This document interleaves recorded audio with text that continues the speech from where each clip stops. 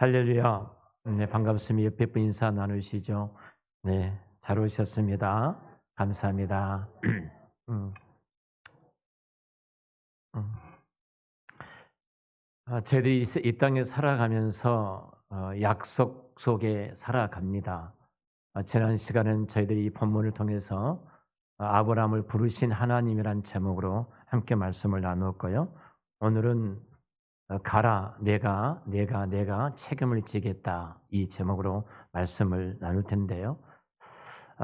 여러분 여기 교회 올 때까지 혹은 운전하고 오신 분들은 우리가 약속한 것이 있습니다. 중앙선을 침범해서는 안 된다. 그리고 파란불이 있으면, 신호등이 있으면 갈 수 있지만 빨간불에서는 멈추어라.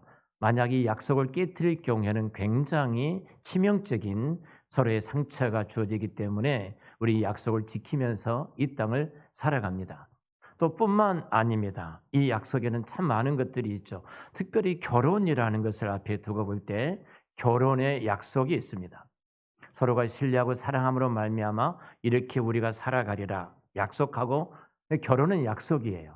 이 약속이 만약에 깨트려지게 된다면 그 가정은 불행하게 되어질 것입니다. 집을 렌트할 때도 마찬가지잖아요. 우리가 집을 렌트하게 되어지면 집주인과 그리고 세입자가 함께 약속을 하고 그 계약을 파기할 경우에는 위약금을 내는 것으로 하고 그 집에 들어가지 않습니까? 이와 같이 우리가 이 땅에 존재하는 이상 수많은 약속 속에 살아갑니다. 장애가 우리 한사람 교회 1부 예배는 9시에 드리고 2부 예배는 11시에 드리고 오후 찬양 예배는 우리가 1시 반에 예배를 드립니다. 특별히 우리가 몇 주간에 걸쳐서 교육이 있기 때문에 1시에 드리겠습니다. 이 결정을 당회가 하게 되고 당회가 하는 이 예배 결정을 이제 교회가 그 약속터 위에 우리가 모임을 갖게 됩니다. 여러분 각자의 시간이 있을 것입니다. 11시 예배 참석하기 매우 어려우신 분들은 차라리 다른 시간에 예배 시간을 정해놓지, 그럴 수 있지 않겠습니까? 모두가 이런 생각을 갖는다면 하나님께서 우리에 불러주신 시간과 공간을 창조하시고 또 제재하시고 이끌어 가신 그 주인 되신 하나님을 거역하는 행위가 되어지기 때문에 우리는 당회가 결정한 것을 존중하며 지켜나가는 것입니다. 자, 우리가 이 땅을 살아가면서 그러는 것처럼 하나님께서도 하나님의 그 놀라운 구원 역사를 펼쳐나가실 때 언약이라는 그 단어를 갖고 하나님의 구원이라는 거룩하신 역사를 써내려가십니다. 그 가운데 오늘 본문에 등장했던 중요한 몇 가지 단어 가운데 오늘 두 단어를 생각해 볼 텐데요. 그 중에 한 단어가 가라는 말씀입니다. 오늘 12절에 성경이 이렇게 말합니다. 여호와께서 아브라함에게 이르시되 너는 너의 고향과 친척과 아버지 집을 떠나 내가 네게 보여줄 땅으로 가라 그러셨어요. 가라. 여러분 믿음이란 것이 무엇일까요? 여러분 믿음이라는 것은, 믿음의 시작은 가는 것으로부터 시작을 합니다. 내가 믿음이 생겼다. 내가 믿음이 생겼다. 도대체 이 말이 어떤 말일까?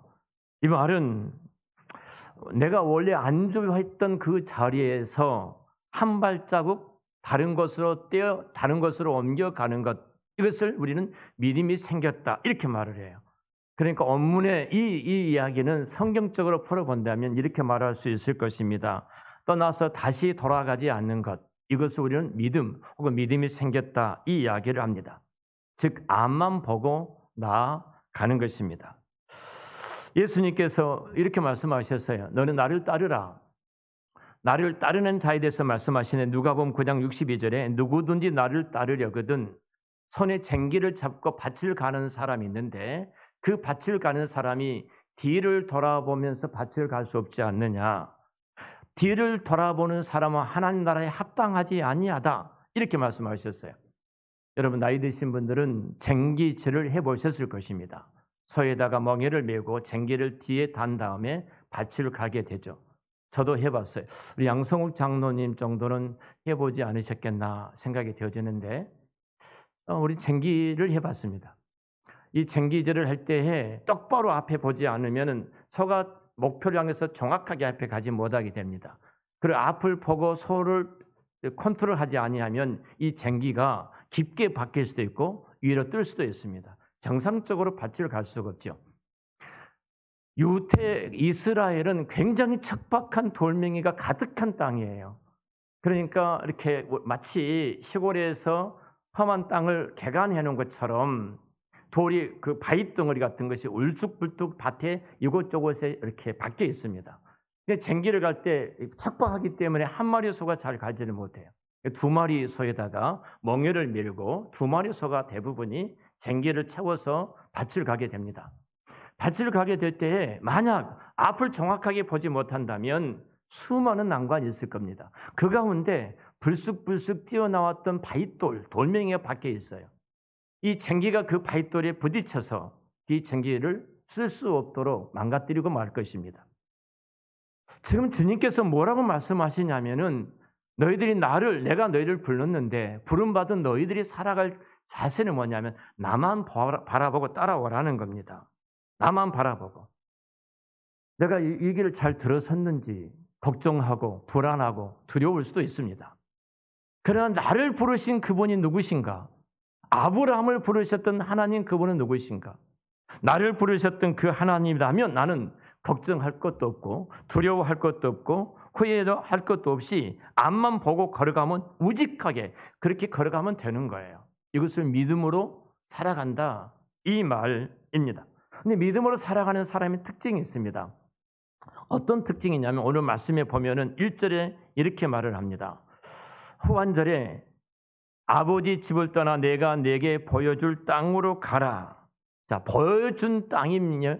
보여준 땅이 아닙니다. 보여줄 땅으로 가라는 겁니다. 내가 이미 보여준 땅이라면 걱정할 필요가 없죠. 근데 보여줄 땅은 내가 가보지 않는 땅입니다. 내가 보지 못했던 땅입니다. 보여줄 땅을 걸어가는 것은 하나가 요구됩니다. 나만 바라보고 오라는 겁니다. 여기 믿음이 요구되어진 것입니다. 믿음이 요구되어진 거예요. 그래서 그리스도인들이 이 땅에 살아가는 삶은 믿음으로 살아가는 삶입니다. 여기 믿음으로 살아가는 삶 속에 세상의 이성과 상식을 가지고 설명할 수가 없는 거예요. 근데 세상의 어떤 상식과 이성을 가지고 여러분 기독교 신앙을 설명할 수 있어요. 얼마 전에 아주 세계적인 석학들이 나와서 강의하는 EBS 강의를 제가 종종 듣는데요. 그 강의 가운데 안내의 일기라는 주제를 그 책을 가지고 강의하는 학자가 있어요. 굉장히 나이 많이 드신 분이 제대로 앉지도 못하고 의자에 비스듬히 앉아서 강의하신 내용을 제가 들었습니다. 거기서 이거예요. 한 사람이 고통받고 죽어가는데 그 책 내용이 그거예요. 고통받고 죽어가는데 고통 속에 죽어가는데 하나님께 부르짖는 것입니다. 고통 가운데 죽어가는데 그곳에 하나님이 계셨는가? 하나님이 계시다면은 고통 속에 죽어가는 그것을 왜 응답 들어주지 않으시한가? 정말로 하나님이 살아계신다면 그 속에 이렇게 고통받고 죽어가도록 내버려 둘 수 있겠는가? 이런 주제예요. 우리 모두 주제가 아닙니까? 하나님이 살아계신다면, 하나님 우리 가운데 계신다면, 하나님이 존재하시다면 이런 질문을 갖고 이 책을 가지고 말씀하신 것을 들었어요. 어떻게 생각하십니까? 그 비참하게 고통을 받을 때 하나님이 그곳에 계셨나? 하나님께 그렇게 부르짖었다면 하나님이 당연히 응답을 해 주셔야 되는데 왜 길을 닫고 아니 계신 것처럼 그렇게 계신가? 그리고 그가 죽었습니다. 그럼 하나님 살아계시는가? 여러분 어떻게 생각하는 거예요? 이 책을 가지고 수많은 사람들이 철학적인 질문이 있고 신학적인 질문을 합니다. 근데 이 석학자가 이런 이야기를 합니다. 뭐라고 말씀하시냐면 하나님은 그곳에 계셨고 하나님은 그 기도를 듣고 계셨고 하나님이 그가 죽은 때도 그의 죽음을 보고 알고 계셨다. 도대체 무슨 말이에요? 그 이 학자가 마지막 던진 질문이 이것이었습니다. 근데 이 책을 보고 이 책을 읽은 수많은 사람들이 그 인생 속에 해답을 얼마나 많이 찾아갔는가. 하나님은 지금도 여러분 곁에 계시고 학자예요, 철학자예요. 하나님 여러분의 음성을 듣고 계시고 세미한 음성에도 반응하고 계시고 모든 것을 알고 계신 하나님이십니다.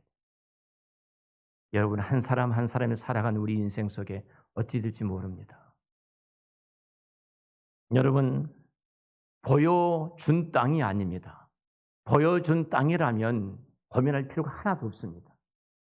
보여줄 땅에는 반드시 우리에게 요구되는 것이 하나 있는데 바로 그것이 믿음이라는 단어입니다. 세상 사람들에게 아무리 설명해도 그들이 믿음이라는 선물을 받지 못했기 때문에 저들은 이해를 못합니다. 그런 저와 여러분 하나님께서 믿음이라는 선물을 허락해 주셨기 때문에 우리 오늘 또 보여줄 땅, 믿음은 바라는 것들이 실상이요 보지 못한 것들이 증거라고 말씀하셨던 내 눈에 보이지 않지만 나를 부르신 그 하나님을 내가 믿고 신뢰하기 때문에 우리가 그 길을 한 걸음 한 걸음 걸어가고 있는 것입니다. 바로 이거예요. 우리는 앞에 어떤 일이 날지 아무도 모릅니다. 힘들 때는 우리는 때로는 여러 가지 질문을 하면서 하나님 앞에 부르짖기도 합니다. 우리는 한치 앞도 내다보지 못한 인생을 살아가고 있습니다. 여러분, 근데 우리는 보여줄 땅입니다. 이 보여줄 땅은 믿음을 가지고만이 하나님을 따라갈 수 있습니다. 믿음을 가지고만이. 이것을 성경은 우리에게 동행이라고 말을 합니다. 동행이라는 것은 여러분 하나님 보이지 않지만 하나님께서 이끄시는 대로 하나님과 함께 걸어가는 것이 동행입니다. 이게 동행이에요. 그리고 우리 동행할 때 우리 안에는 확신이 있는데요. 나는 그걸 몰라도 한치 앞을 내다볼 수 없지만 그런데 하나님께서 그 길을 알고 계시기 때문에 저는 하나님과 함께 그 길을 걸어갈 뿐입니다. 자, 여러분 여행을 가시죠. 얼마 전에 장로님 가정이 일본에 여행을 다녀오셨습니다. 어떻게 가십니까? 물었더니 이 말씀 하시더라고요. 여행사에 조인해가지고 그분들이 공항에 몇 시에 나와라. 그곳에 가고 비행기를 타고 저희는 잘 모르지만 그분들이 하라는 대로 갑니다. 얼마나 편합니까? 얼마나 편하네요. 참 편한 여행입니다. 여기서 하는 사람은 여행사 직원이고 일본에서 하는 사람은 MD 직원이라고 제가 여행에 좀 압니다. MD라고 합니다. 여기서 오는 사람을 받아서 거기 일본 사람이 안내를 해 가는 겁니다. 참 편합니다. 그분들이 다 알아서 해줍니다. 몇 시에 어디 모여서 어디 장소 무엇을 다 해서 이끌고 하기 때문에 아무리 신경 안 써요. 양성모 집사님이 신경 쓰셨습니까? 그냥 가면 됩니다. 그런데 가족 여행은 다릅니다. 우리 가족끼리 어디 여행을 간다 하면은 성격적인 차이는 있을 것입니다. 어떤 사람들은 그냥 알아서 그냥 대충 부딪히면 뭐 진행하면 되지라고 하는 사람이 있고요. 저 같은 성격은 그러지 못합니다. 저는 처음부터서 정확하게 해야 됩니다. 몇 시에 출발해서 어디를 가서 맛집은 어디이고 어떤 차를 렌터해서 어느 곳을 방향을 가지고 몇 시부터서 무슨 일을 이룰 것이고 이런 모든 부분이 완벽하게 나와야만이 저는 여행을 하는 사람이에요. 집사람은 아무것도 모릅니다. 제가 이렇게 할 거야. 귀찮아. 알아서 해. 이럽니다. 집사람 딱 하나예요. 저만 믿으면 됩니다. 나만 믿는 거예요. 집사람은 아무런 생각이 없습니다. 이번에 추모 예배가 있어서 제 고향에 다녀왔습니다. 열차를 몇 시에 어떻게 타는지 몇 호인지 아무것도 모릅니다. 제가 몇 시간 가서 몇 호 열차 몇 호 칸 제가 가르쳐줘서 잊어먹어가지고 또 엉뚱한 데로 또 가고 있는 거예요. 그곳이라고 또 고집을 피우더라고요. 하나예요. 알고 있는 사람이 한 사람 있으면 됩니다. 그게 우리 인생 아니겠습니까? 하나님과 관계도 마찬가지예요. 아브라함을 부르신 하나님께서 그 아브라함을 책임을 지시는 거예요. 동일하게 우리를 부르신 하나님이 우리 인생을 책임져 주실 줄로 믿습니다. 진짜 그 자리가 힘들고 어려운 자리일지 모릅니다. 근데 돌아서 보면 그 고난과 그 힘든 시간이 가장 내 신앙과 믿음이 성숙된 시간이고 믿음이 자라는 시간이에요. 제가 집사람 이야기를 해서 좀 죄송합니다만 집사람은 간혹 콩알만 합니다. 콩알만 해가지고 어떤 일이 있으면요. 그냥 오바이트를 하게 되고요. 밥을 못 먹게 되어지고 온몸이 그냥 살이 쭉쭉쭉쭉쭉 빠져갑니다. 빠져가요. 자, 이것이 제가 어떤 때는 당신 믿음이 없어 이렇게 말도 합니다. 사모가 믿음이 없겠습니까? 저보다 믿음이 더 좋은데. 근데 왜 이럴까? 제가 이제서 제가 알았습니다. 뭐냐면 이러니까 집사람은요 철학기도 합니다. 새벽 3시에 교회 달려가서 기도합니다. 저는 기도 안 해요. 집사람은 새벽 3시에 교회 달려온 거예요. 이 아픔과 이 고난이 뭐예요? 하나님과 훨씬 더 가까이 가게 하는, 하나님을 더 신뢰하고 의지하고 믿게 하는 하나님의 선물이더라는 것입니다. 오늘 말씀이 그러지 않습니까? 여러분, 우리 인생에 있어서 특별히 이 말을 하고요. 하나님은 지금 내가 알고 있기에 너는 한 채 앞도 알지 못하지만 내가 알고 있기에 너는 가라. 그것이 하나님이 우리에게 약속하신 첫 번째 약속, 시작이에요. 자, 두 번째로 오늘 1절부터 3절까지 우리가 전 시간도 봤습니다만 반복되어져 나온 단어가 있습니다. 계속 반복되어 나온 단어가 있는데 여러분 그 반복된 나오를 1절부터 3절까지 읽으시면서 동그라미를 펜으로 한번 쳐보세요. 성경 다 안 펴고 계시네요. 내가 이 단어가 반복되어 나옵니다. 1절에 한 번, 2절에 한 번, 3절에 두 번 내가 이렇게 등장합니다. 그런데 2절의 원문에는 2절에 3번 등장합니다. 2절의 원문에 이렇게 기록됐습니다. 내가 너로 큰 민족을 이루고 내가 내게 복을 주어 내가 내 이름으로 너를 창대케 하리라. 내가. 그래서 이 3절의 짧은 구절에 내가라는 단어가 3번 강조되고 있습니다. 자, 무슨 말이에요 지금? 이 약속의 핵심이 뭐냐는 거예요? 아브라함을 부르셨던 그리고 가라고 말씀하셨던 이 약속의 핵심이 뭐냐는 거예요 지금. 이 특징은 하나님이 시작하셨다는 거예요. 하나님이 시작하셨기 때문에 시작하신 그 하나님이 어땠다는 거예요? 내가 이끌겠다는 거예요. 너는 나만 바라보고 가. 이 말입니다. 내가 여행할 때 우리 가족들이 아무것도 알지 못하지만 아빠가 다 알아서 하니까 제가 미국 갈 때 미국에서 우리 나일이가 6학년이었습니다. 다니가 고등학교 막 졸업을 했습니다. 우리 세면은 사우스 아프리카에서 캐나다로 왔습니다. 자, 여기서 시카고도 가고 다시 토론토로 돌아왔다가 다시 그곳에 있어서 뉴욕으로 갔다가 이런 일정을 다 잡았습니다. 아무것도 모릅니다. 딱 하나예요. 아빠가 알아서 해. 그냥 따라가면 되는 것처럼 하나님이 그러신 거예요. 하나님. 여러분, 하나님께서 시작하셨다면 하나님께서 이끌어 가실 줄로 믿습니다. 이 약속은 하나님의 마음이에요. 반드시 내가 너를 불렀다면 내가 약속했던 모든 복의 근원으로 축복의 통로로 내가 너를 사용할 것이고 내가 너를 통해서 하나님의 새로운 구속 역사를 내려가시는데 구속 역사를 써내려갈 때 반드시 내가 너를 통해서 예수 그리스도가 이 땅에 오게 하겠다. 내 씨로 말미암아 하나님이 이루시겠다는 거예요. 하나님이. 여러분, 내가 이 하나님의 의지를 가장 잘 나타내주는 성경이 창세기 15장입니다. 창세기 15장에 가면 하나님께서 아브라함과 언약을 하십니다. 언약을 체결하실 때 창세기 15장 10절에 아브라함이 짐승을 잡아 둘로 쪼갭니다. 둘로 쪼갠 다음에 이 짐승이 서로 맛보게 만드십니다. 마주보게 만든 다음에 자, 이 언약 당사자, 계약을 체결한 당사자가 이 쪼개졌던 짐승 사이로 지나갑니다. 자, 예를 들면 집을 렌트합니다. 집을 렌트할 때 우리는 계약서를 쓰지만 유대인들은 당시에 이렇게 하는 거예요. 짐승을 잡아가지고 이 집주인과 세입자가 짐승을 잡아가지고 그 짐승을 둘로 이렇게 나눕니다. 그리고 피가 흐르는데 그 피가 범벅이 됐을 겁니다. 서로가. 피가 범벅이 됐던 이 두 당사자가 이 계약을 체결하면서 이 짐승 사이로 지나갑니다. 그럼 이런 약속입니다. 집주인이든 세입자든 계약 체결한 대로 이 계약을 지키지 아니하면 이 짐승이 쪼개진 것처럼 당신도 쪼개질 거야. 죽이는 거예요. 죽이는 것. 우리 약속을 헌신짝처럼 버리지 않습니까?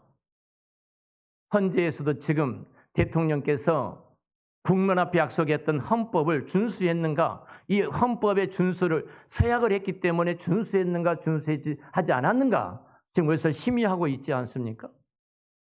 죽음이 깨트리면 누가 이곳에 지나든지 간에 죽어요. 그리고 17절에 보면은 횃불 가운데 아브라함은 지나지 않고 하나님 홀로 지나십니다. 하나님 홀로 지나신 중요한 이유가 있어요. 이렇게 말씀하신 거 이제는. 내가 너와 약속했던 그 언약을, 내가 이 언약을 지키지 아니하면 내가 이 짐승이 쪼개지는 것처럼 온 우주와 만물을 창조하신 창조자 하나님께서 당신의 목숨을 담보하고 나로 이 쪼개진 것처럼 내가 죽임을 당할 것이다 라고 언약을 체결하신 거예요. 여러분, 아브라함이 얼마나 약속을 많이 파기한 줄 아십니까? 여기 금방 돌아서서 우리가 다음 시간에 계속 말씀을 볼 것입니다만 금방 돌아서서 하나님 약속했던 그 언약들을 파기합니다. 약속을 어기는 거예요. 하나님께서 아브라함을 통해서 내가 너를 통해서 큰 민족을 이루겠다. 내 씨로 말미암아 하늘의 별처럼 바다의 모래처럼 큰 민족을 이루고 너는 복의 근원이 되어서 너를 축복하는 자에게 내가 복을 내리고 너를 저주하는 자에게 내가 저주하리라. 너는 복의 근원이라 이렇게 말씀하셨는데 아브라함은 그 언약의 약속된 말씀을 믿지 못해요. 그래서 그는 불안해. 나이가 몇 살인데 내 나이가 70살이고 지금 갈대아 우르의 그의 아내 나이는 10살 차이니까 60살인데 우리가 어떻게 자녀를 가질 수 있어? 그래서 자기 조카 롯을 데리고 지금 나온 이유가 입양하려고 양자 삼으려고 데리고 나온 거예요. 양자 삼으려고. 그 양자를 붙들고 목숨을 내걸면서 그 지키려고 하고 있지 않습니까? 제가 이번에 지난주 월요일 날 저희 어머님 추모 예배였습니다. 추모 예배에서 이제 예배를 가족들이 다 드리고 그러고 나서 이제 족보를 가지고 가서 우리 가계도에 대해서 말씀을 하고 여러 가지 우리 산 정리를 해 가는데 산 정리해 가면서 집안에 아버님 형제가 사형제고 아버님이 제일 큰 아들이었고 그리고 그 둘째, 셋째, 넷째가 있었는데 둘째는 와세다 대학에서 공부를 하다가 폐결핵으로 그만 우리 집안의 우리 가문의 가장 큰 별이었는데 폐결핵으로 돌아가시게 돼서 이미 먼저 돌아가시고 둘째, 셋째 쭉 말씀을 쭉 드리면서 돌아가신 분까지 대를 이어가기 위해서 각자 양자를 삼았습니다. 근데 제가 돌아가신 이 작은 아버지 앞으로 양자가 되어 있는 거예요. 나자, 방자, 균자 일본에서 공부하셨던 작은 아버님이신데, 이 작은 아버님이 이제 한번 묘를 파서 옮긴 적이 있는데 그때 저도 봤습니다만 모든 가족들이 아는 가족들 하는 말이 꼭 이 두 상이 단위와 똑같다. 생김새 똑같다. 일본에서 공부할 때 그 학생 교복 입고 찍은 사진도 있어요. 왜 그렇게 유교 문화에서는요. 대를 끊어진 것은 결국 굉장히 불행한 일입니다. 그래서 남자 선호 사상이 생겨진 것이죠. 제가 이번에 가서 이야기를 쭉 듣다가 우리 집 대가 끊어지더라고요. 날씨가 사라지더라고요. 날씨가 충격이었습니다. 하나님 은혜로 우리는 다 복받고 살아가지만 아들이 없으니까 이제 나가라는 성씨, 제가 갖고 있는 성씨가 사라져서 내가 한 아들한테 그 이야기를 했습니다. 사라지지 않았으면 좋겠다. 웃으면서. 부담되니까. 당시에요. 유대 문화에서는요. 자녀를 갖지 못하면 소멸이에요. 아들이 없으면 죽음입니다. 죽음이에요. 그래서 아브라함은 하나님의 약속 내 씨로 말미암아 이렇게 이루어진다 해도 자기 조카를 양자 삼기 위해서 데리고 나왔어요. 아니다 하니까 자꾸 아니라는 사인을 하나님이 보내셨어요. 그렇기 때문에 그는 당시 자기 집에서 가장 성실한 종 가운데 몸 같은 자기의 종이 있었습니다. 엘리에셀이라는 종을 그러면 내가 양자로 삼아야 되겠다. 하나님이 그게 아니다. 내 씨로 말미암아하겠다. 그러니까 또 내 씨 아내 나이가 지금 몇 살인데 도무지 자녀를 가질 수 없기 때문에 이제 70살이 넘었는데 어떻게 갖겠습니까? 그래서 여종을 통해서 아이를 하나 또 낳습니다. 그게 이스마엘입니다. 믿지 못하고 있는 거예요. 아니 내 아내는 이미 자녀를 한번 생산했다면은 나이가 먹어도 낳을 수 있는 조그마한 어떤 그 확률이 있을 텐데 1%라도 한 번도 자녀를 생산해 보지 못한 불임인데 어떻게 아이를 가질 수 있어요? 불가능하지. 자연적으로 절대로 일반적으로 이루어질 수 없다고 생각하고 그는 이걸 거절합니다. 성경은 이것을 자기 몸이 죽었다 이렇게 표현합니다. 믿지 못했죠. 믿지 못했습니다. 이런 아브라함입니다. 근데 하나님 뭐라고 하셨어요? 내가 아마 내가 이 일을 너를 부르고 내가 시작했다면 내가 이끌어 갈 것이고 내가 너를 통해서 반드시 그 일들을 이루어 줄 것이다. 응? 중요한 것은 이겁니다. 우리 하나님의 약속을 언약은 세 가지 특징이 있어요. 세 가지 특징이 있는데 그 첫 번째 약속은 하나님으로부터서 시작을 했습니다.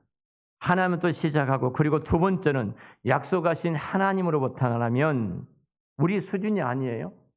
내 수준이 아니라 하나님의 수준입니다. 하나님의 수준이에요. 하나님의 수준은 뭐예요? 말씀으로 온 우주와 만물을 창조하신 자고 죽은 자를 산 자처럼 역사하신 하나님의 그 수준이에요. 하나님의 수준에서 하늘의 별처럼 바다의 모래알처럼 내가 큰 민족을 이루겠다. 하나님의 수준이에요. 세 번째로 약속의 중요한 것은 시간이 지나도 하나님의 언약은 변함이 없다는 겁니다. 그분은 어제나 오늘이나 영원토록 동일하신 분. 갈대아 우리에서 부르신 하나님은 하란에서도 아브라함을 부르신 하나님은 그가 아브라함이 또 범죄하고 믿지 못하고 순종하지 못했던 그 아브라함임에도 불구하고 영원히 변함없으신 그 하나님의 약속을 철저하게 이루어 가시는 하나님을 우리가 만나게 되어집니다. 여러분, 하나님의 그 말씀을 붙들고 있다면 우리는 그래서 두렵지 않습니다. 내가 너와 함께 하리라. 놀라지 말라. 두려워하지 말라. 내가 너와 동행하겠다. 내가 너를 붙들겠다. 이 하나님의 영원한 그 언약과 약속들이 우리가 껴 있다면 그것을 우리는 성도의 견인이라고 우리를 끝까지 붙드시는 하나님의 그 사랑. 누가 우리를 하나님의 사랑에서 끊을 수 있느냐? 누가 하나님의 손에서 빼앗을 자가 있느냐? 사망이나 기근이나 적신이나 위험이나 세상의 어떤 피조물도 우리를 그 사랑의 손에서 빼앗을 자가 없다. 그 신분이 저와 여러분들, 그 신분, 그 은혜가 있기에 오늘 이 자리에서 하나님 앞에 예배자로 서 있는 줄로 믿습니다. 신앙은 모험입니다. 신앙은 모험이에요. 여러분 말씀에 자기 자신을 집어 던지는 것이 신앙입니다.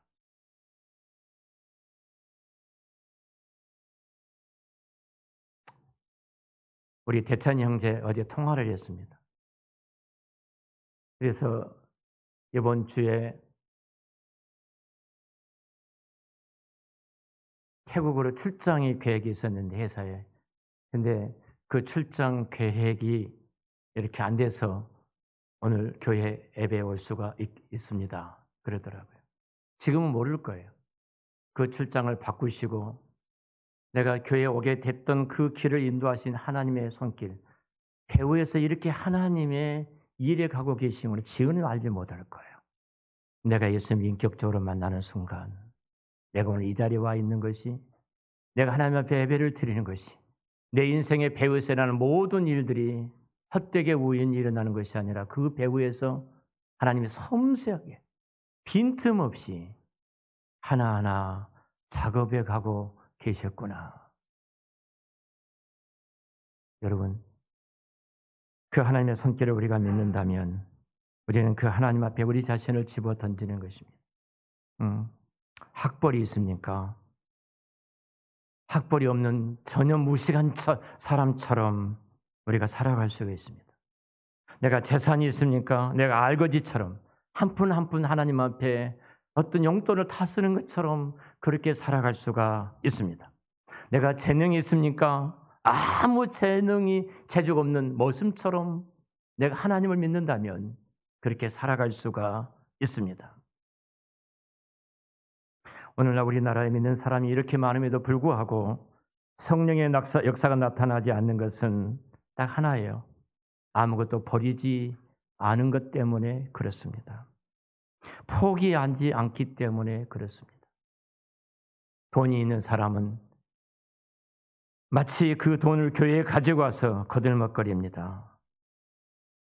어제 옆에 있는 누가 자기 친척 가운데 2천억이라는 재산을 나한테 이야기합니다.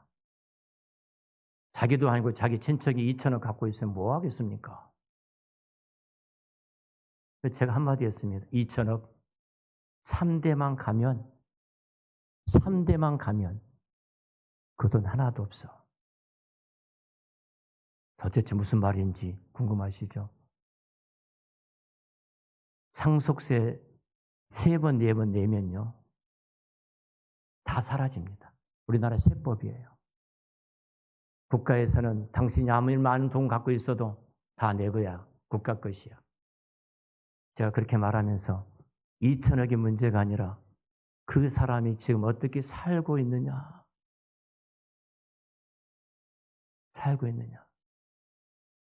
그거 말하세요. 제 동서한테 그렇게 말했습니다. 제발 그 말 하지 말라고.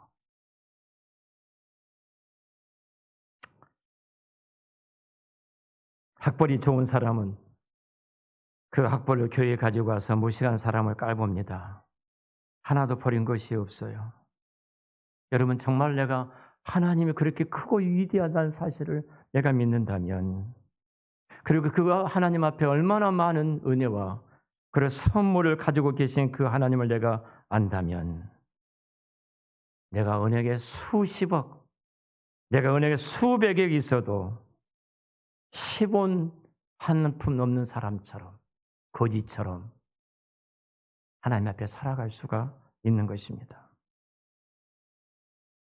하나님이 버리라고 하면은 얼마든지 버릴 수 있습니다. 내가 아무리 좋은 대학교, 좋은 학위를 가지고 있다 할지라도 하나님이 원하신다면 사도 바울처럼 다 배설물로 여길 수가 있습니다. 아무것도 아닌 것처럼, 없는 것처럼 하나님을 주인으로 모시는 사람은 이 땅에서 주님이 전부이기 때문에, 주님이 모든 것이기에 그 주 안에서 우리가 행복하게 살아갈 수가 있습니다. 시작은 하나님이 하셨습니다. 그리고 마지막 하나님 품 안에 안기는 그 순간까지 하나님께서 여러분들을 이끌어 가실 줄로 믿습니다. 내가 책임지마. 기도하겠습니다.